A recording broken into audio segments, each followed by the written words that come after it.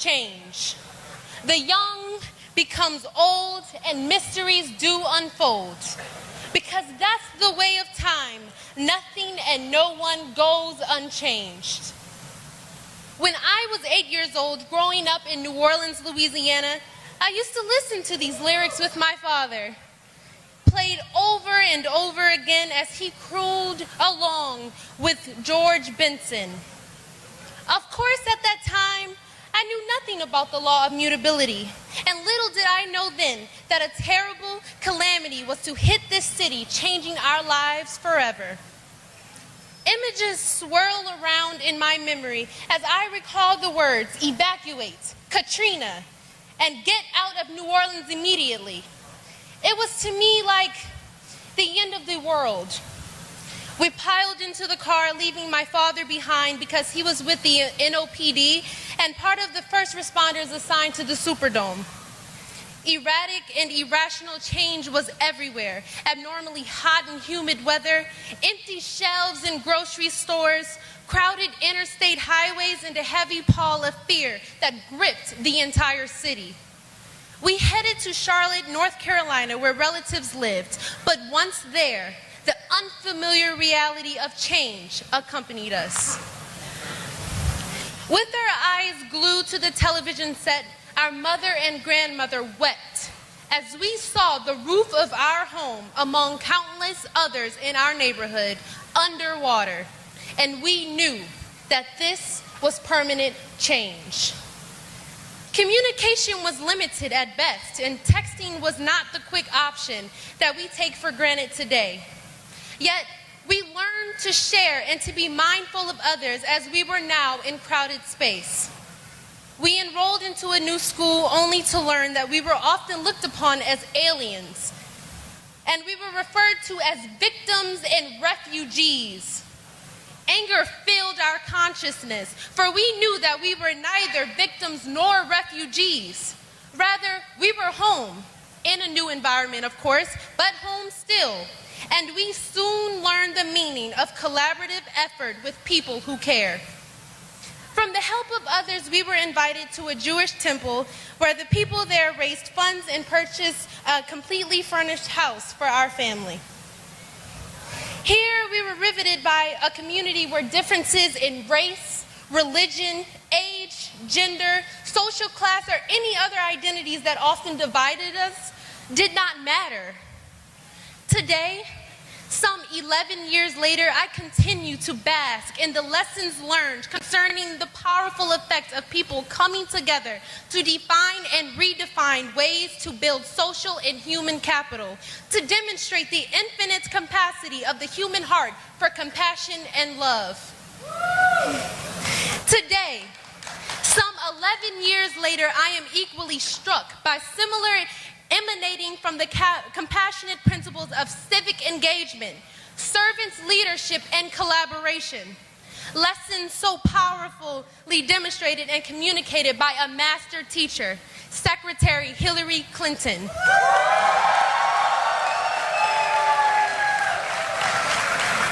Let me hasten to remind you that just because we are young and often referred to as millennials does not mean that we are unable to distinguish Hillary's powerful voice from those who engage in narcissistic and senseless babble. Characterized by ego, meandering, full of sound and fury, signifying nothing. And let me hasten to remind you, just because we are young does not mean that we are not energized by Hillary's selfless devotion that compels her to use leadership position to serve millions whose own powers have been limited by condition and circumstances, building an economy that works for everyone, and breaking down barriers that circumscribe rather than invigorate the creative spirit that resides in all of us. Just because we are young does not mean that we are unable to recognize the genuine and one whose selfless devotion registers an unyielding commitment to strong social networks and transformative service that will continue to empower present and future generations.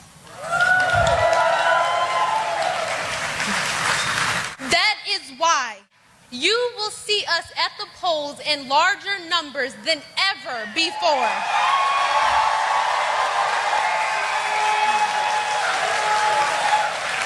That is why we will vote for one whose life and legacy trumpets the excellence of leadership steeped in values that embrace the common good.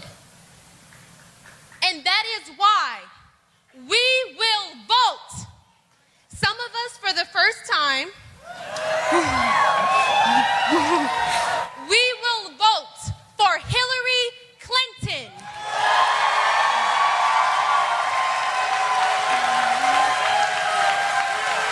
Ladies and gentlemen, a salute to excellence, Hillary Clinton.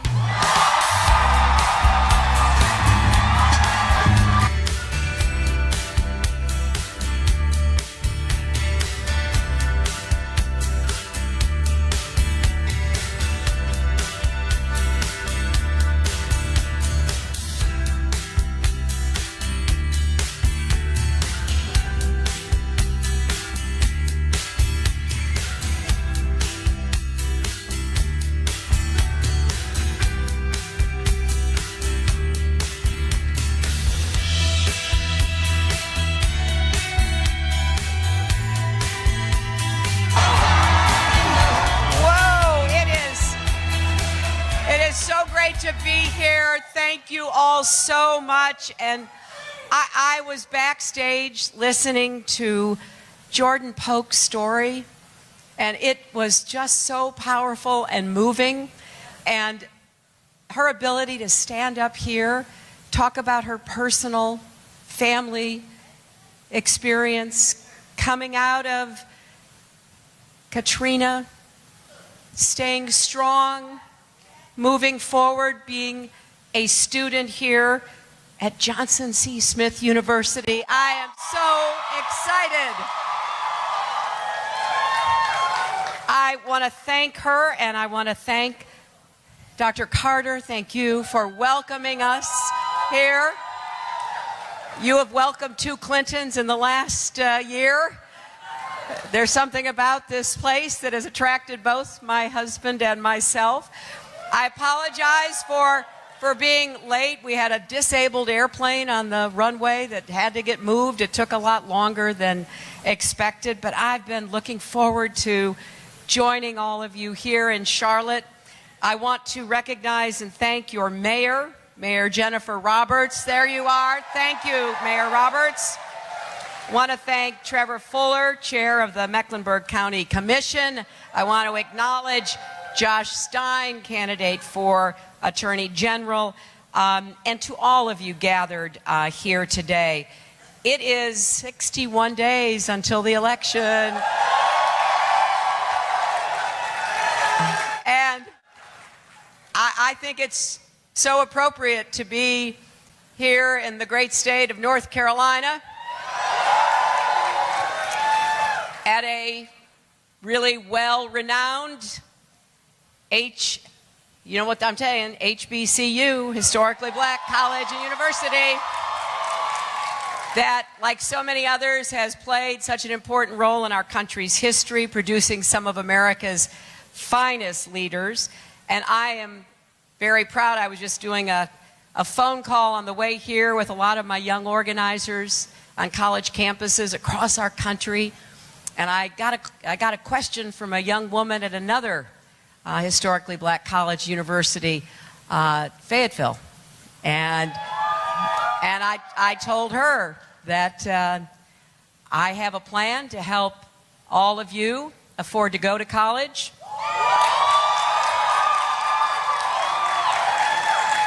I have a plan to help all of you with student debt to pay it down and pay it off.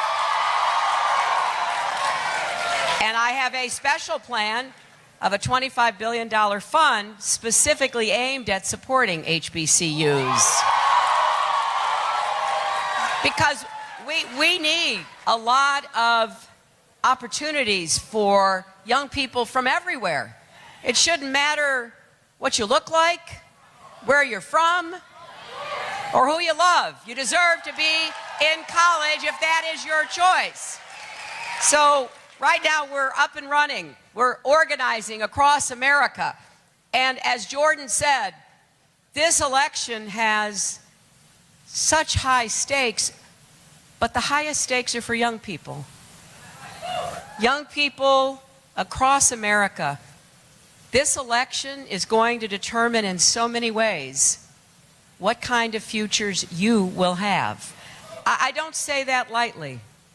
Everybody always says every election's important. I happen to believe that. I think it's one of the great gifts of our democracy that we have the opportunity to choose our leaders.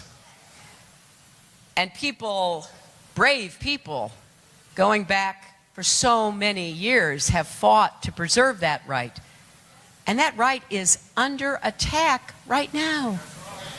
And it is under attack in North Carolina, of all places. A state that often set the standard for moving everybody into the future. And I admired that so much. Emphasis on education from literally preschool through college, emphasis on research, emphasis on job creation and innovation. And now, North Carolina, under the current governor and legislature, has been trying to restrict people's right to vote. Well, you know it. North Carolina voters, though, won an important victory when a federal court just struck down this state's voter ID law. And the federal court brought back more days of what's called one-stop early voting. And here's what the court said. This is not me talking. This is what the federal court said. The court said the North Carolina law was designed to target African Americans with almost surgical precision. Now, that's not just happening in North Carolina. Unfortunately, it's happening across America. And courts have been overturning restrictions that make it harder, not just for African Americans, but low-income people, Latinos, young people. One of the provisions in the North Carolina law was to make it really hard to vote where you go to school. So this has been a concerted effort to undermine the right to vote, even to make it hard for people with disabilities to cast ballots. Well, what's the best way to repudiate that kind of underhanded, mean-spirited effort to deprive people of their votes? Get out and vote and make it clear we're not putting up with that. These laws are a blast from the Jim Crow past, and they have no place in 21st century America. We should be doing everything we can to make it easier to vote, not harder. That's why if I'm elected president, I will work to expand early voting. We will enact universal voter registration so every young person in every state is automatically registered to vote when you turn 18.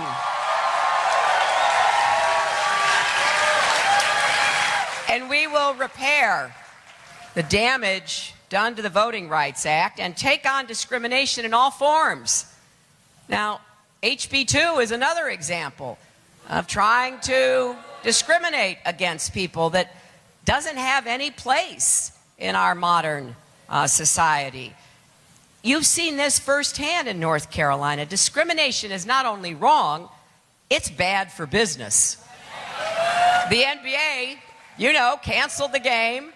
PayPal canceled bringing, I think, 400 jobs. Others are not coming to this beautiful state because they don't want to be associated with the discriminatory, bigoted policies of your governor and legislature.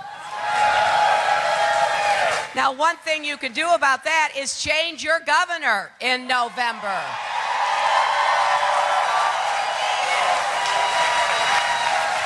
And while you're at it, change one of your senators.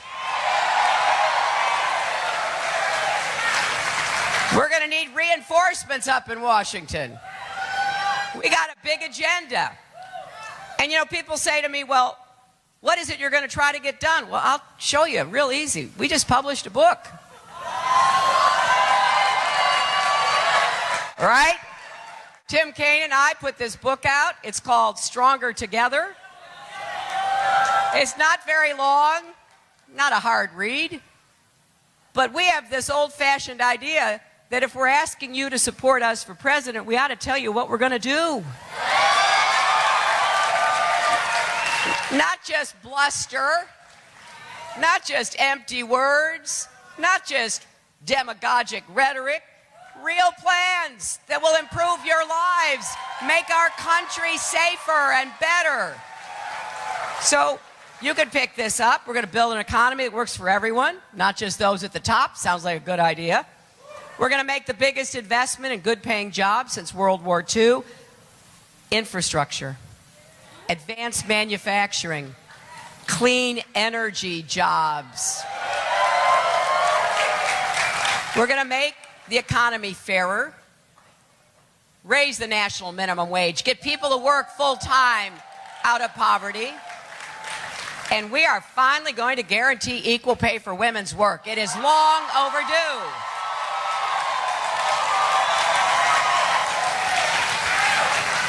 Did any of you see any of the Democratic convention? Well, I don't know. You might have missed one of my favorite sets of speakers. We had these two young people from Kansas, 17 years old, young man, young woman. I read about this, and I said, let's contact these young people and find out their story. Here's their story. 17, had the same summer job, knew each other, working in a pizza restaurant. And they were pretty excited. I remember when I got my first real job, not babysitting, but, actually showing up at a job and having to do it. And so one day, after they finished work, they were talking, and the young woman said, I think making $8 an hour, I should be able to at least save something for college. And the young man, a friend of hers, said, well, I'm making $8.15 an hour. And she said, well, why are you making 15 cents more an hour than I am? Neither of us had any experience to do this job. We're the same age. He said, well, I don't know. That doesn't sound right. Maybe there was a mistake. So they go to the manager. They tell the manager. And the manager fired them both. And you know what? That's legal. If you find out you're not being paid the same for doing the same job, you can be fired. So this is not some made-up problem. And this would raise family incomes. And if you have a mother, a wife, a daughter, or a sister who's working, it's your issue. So we're going to get that done as well. And like I said, we're going to make college affordable for everybody, pay down debt, but we're going to do something else. I think it was a mistake when we got rid of all vocational education in high school. It needed to be improved, don't get me wrong. It wasn't training people for the jobs that were out in the marketplace anymore, but we got rid of all of it. We need technical education in high school. We need more apprenticeship programs where young people can learn and earn at the same time. And we're going to go back to emphasizing that in high school, community colleges, apprenticeship programs, creative ideas like coding camps. We're going to have 1.4 million jobs in 2020 for people who have computer science skills. And we're going to only, if we continue on our present path, only have 400,000 Americans prepared to do those jobs. I want those jobs to be American jobs. So we're going to help train people of all ages to be able to do those jobs. We are also going to defend quality, affordable health care for everybody, but we're going to get the cost down. We're going to get the cost of prescription drugs down for sure. And we're going to emphasize two things that we have fallen short on: mental health and addiction services. People I've met here in North Carolina and across America talk to me about that all the time. So again, we've got our ideas in here. We want you to engage with us, give us your ideas. This needs to be an ongoing conversation. We want you to hold us accountable when we're in that White House trying to do all of this. But we also have to keep America safe. And we have to lead the world with steadiness and strength. Now, one of the biggest differences in this campaign is Donald Trump basically says, I alone can fix it, whatever it is. Think of who that leaves out. That leaves out our troops on the front line. It leaves out our police and fire responders to emergencies. It leaves out our teachers, our educators who are working to help young people. It leaves out everybody. I alone can fix it. I was raised to believe that we're in this together, and together we can fix it. And that is exactly what we're going to do. That's why Tim Kaine and I are running a campaign of issues, not insults. Donald Trump has a different approach. He wants to build an economy that works even better for himself, starting with a $4 billion tax cut for his own family. He's built a career on stiffing workers, mom and pop contractors, small businesses that did jobs for him, and then he refused to pay them. I take this very personally. My father was a small businessman. That's how he provided a good middle-class living for us.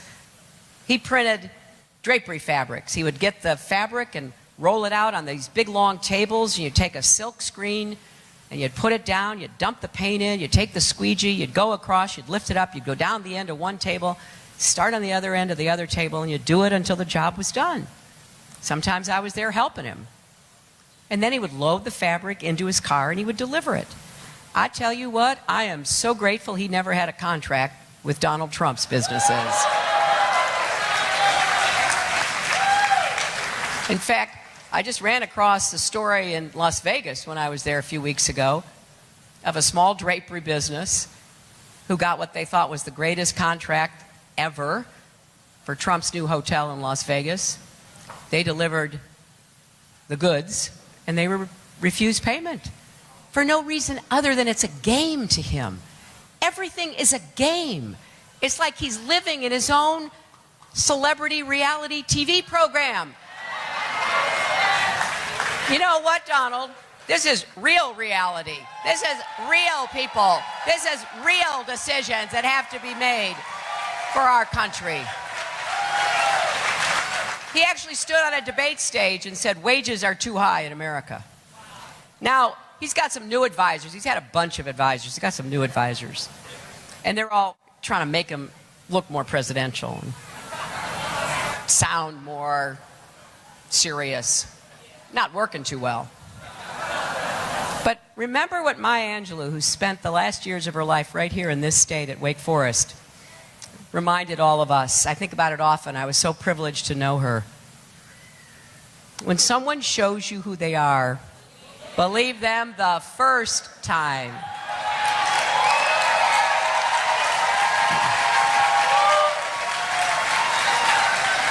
You know, stronger together also means working with our true allies and partners around the world. And last night I offered some thoughts about ISIS, Iran, how we're going to reform the VA system to take better care of our vets. And just since last night, when I appeared on that program back-to-back with Trump, just in the last 24 hours, more retired generals and admirals have signed up to support my campaign.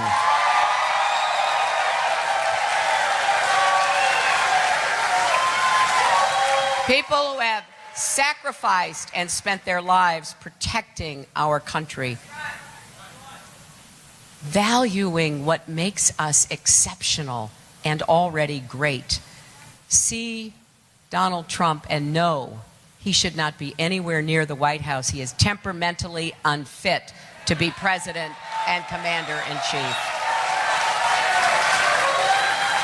Now tomorrow I will hold a meeting of bipartisan, which is what I want to get us back to, where Republicans and Democrats work together to make the changes to protect our country. I'm going to be meeting with a bipartisan group of leaders and experts to focus more on these crucial challenges. But it's hard to forget what Trump did last night. It was a test, and he failed it. He trash-talked about America's generals. saying that they've been, quote, reduced to rubble. He suggested he would fire them all and handpick his own general, since, he knows so much about what it takes to be a general. He attacked dozens of former flag officers. At the same time, and here's what I want you to really hear, because even I was shocked by this, and I didn't know much could shock me coming out of his mouth anymore. He praised Russia's strongman, Vladimir Putin, even taking the astonishing step of suggesting he prefers the Russian president to our American president. That is not just unpatriotic. It's not just insulting to the office and the man who holds the office. It is scary. It is dangerous. It actually suggests he will let Putin do what Putin wants and even make excuses for him. I said this morning, I was trying to think about what other presidents would be imagining hearing that coming out of the nominee for the Republican Party. What would Ronald Reagan say about a Republican nominee who attacks America's generals and heaps praise on Russia's president? We've never seen anything like this. And one thing you didn't hear from him was any plan to take on ISIS, one of the biggest threats facing our country. He says his plan is still a secret. Well, the truth is he doesn't have a plan. I served on the Senate Armed Services Committee. I served as Secretary of State, as you know. I respect the men and women who put their lives on the line for the country that I love and that I believe in.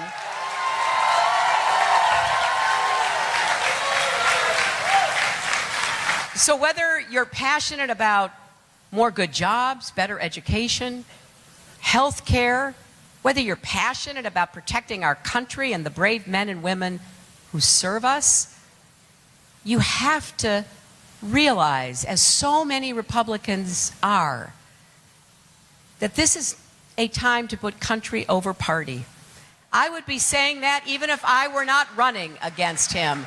We have never been threatened as much by a single candidate running for president as we have been in this election. As your commander-in-chief, I will not trash our country's most cherished values. I will defend them. And that is especially on my mind because this weekend is the 15th anniversary of 9/11. I was a senator serving, and I will never forget the horror of that day or the bravery of our first responders, the victims, the survivors, people I had the honor to work with and represent. It's what kept me really so passionately involved on behalf of the people that I served all during those years. And that is what I was thinking of 10 years later in the White House Situation Room. I was part of the small group advising President Obama whether or not the intelligence we had was good enough to take a chance to go deep into Pakistan to try to finally bring Osama bin Laden to justice. It was not an easy choice by any means. These never are. That's why who sits at the head of that table in the Situation Room has to be able to sort out fact from opinion, has to be able to ask the hard questions, pursue even the most difficult leads. We went through that hour after hour after hour. And then the president went around the table asking each of us what we advised, and we were split because it was not some kind of easy layup. I believed it was strong enough that we needed to take action, and I supported taking action that would determine whether or not we were successful. That meant sending in special forces. Now, you know what happened. I was in that Situation Room watching that day, most stressful 30 minutes of my life probably, because you remember one of the helicopters Nick hit its tail on the wall going into the courtyard and became disabled. That meant, thank goodness, there were good contingency plans, but you had to get another helicopter in to take out the SEALs who would no longer be able to fly out on that one. But here's what I want to tell you, because it is a story that, to me, illustrates our values in such a clear, unambiguous way. You've heard Donald Trump say he would order our troops to torture. You've heard him say he would order our troops to kill family members of terrorists. You would know that he was advocating illegal actions against our own laws as well as the laws of war. Thank goodness there's a code of honor in our military stronger than the bluster and the bullying of Donald Trump, because here is what happened on that night. Every single second counted. That helicopter had to be blown up, but before it was, and remember, the SEALs had gone in, they had taken out the two Kuwaitis, the bodyguards, they'd taken out bin Laden's son who was there, and they took out bin Laden. They had to get his body out, they had to get themselves out. But here's what they did first. They rounded up all the women and children, members of terrorist families. They took them outside as far from the helicopter as they could get them in order that they would not be hurt. That, Donald Trump, is what American honor looks like, and that is what we're going to stand up and defend in the face of your outrageous, disgraceful attacks on the men and women of our armed forces. We're going to unify this country, my friends. We are going to bring us back together. We are going to get things done, big things. That's who we are as Americans. I can't do any of this unless you join me in this campaign. You can start by going to HillaryClinton.com or texting JOIN, J-O-I-N, to 47246. You can knock on doors. You can make phone calls. Register your friends to vote. Attend a house party in your neighborhood. We're going to keep asking for your help over these next 2 months. There is so much at stake in North Carolina and in America. No one can sit on the sidelines. The stakes are high for everyone. Join the campaign. Let's build a future where we're stronger together. Thank you.